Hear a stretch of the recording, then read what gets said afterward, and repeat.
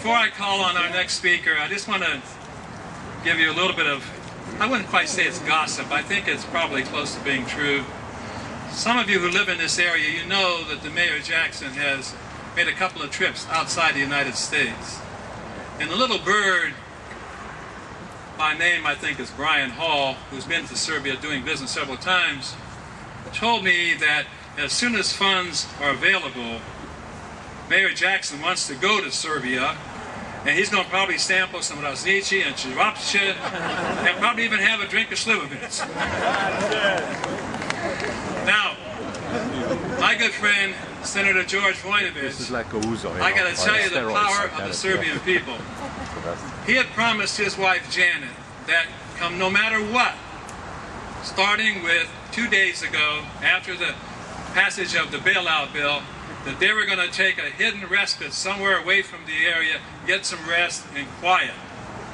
And then guess who called and asked him to be here? And at first he said no, for good reason, family reasons. But then that wonderful, wise wife of his said, you know, George, maybe you should do this, particularly since your father is Serbian and was the architect of many Serbian Orthodox churches. So, Senator, we're glad you made the sacrifice. Our thanks to Janet. Please come and say a few words.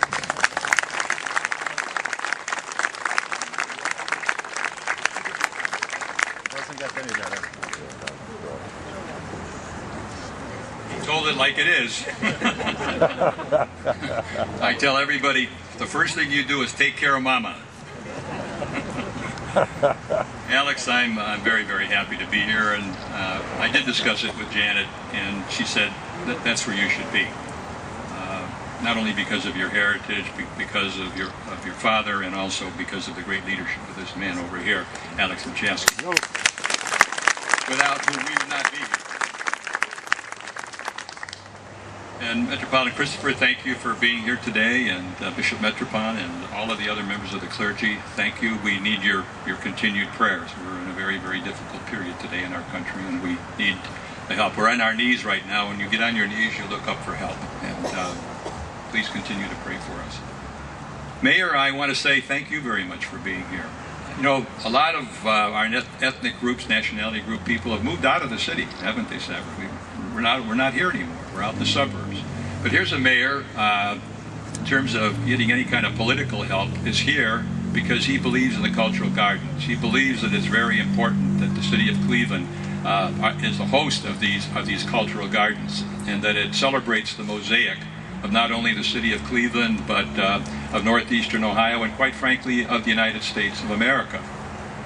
When my dad got involved, he was secretary, Paul, of the Cultural Gardens back then, and they were trying to prove to the people in this community that first-generation ethnic people were making a contribution, and so they started the Cultural Gardens.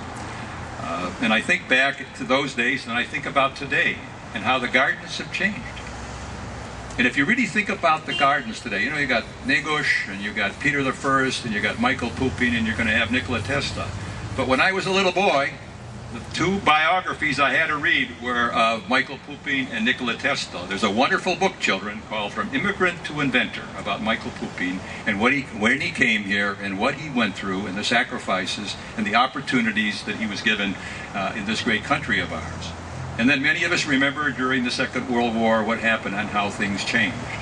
And many of us remember Tito, and remember Draža Mihailović, and remember what was going on there. And today, here we are in the Serbian garden. There's the Slovenian garden, and there are other gardens. The Indian garden, think of it. We had the Indian garden. They weren't a nation when the cultural gardens came into being. So there's a lot of history here today. And I think, particularly for the young people, they should come back here and learn about these great people in their Serbian culture, but also to walk around and to learn a lot about history.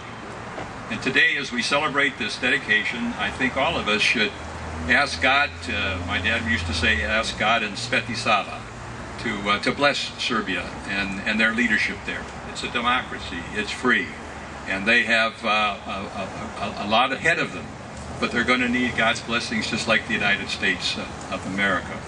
So I just want to say thank you very much for inviting me here.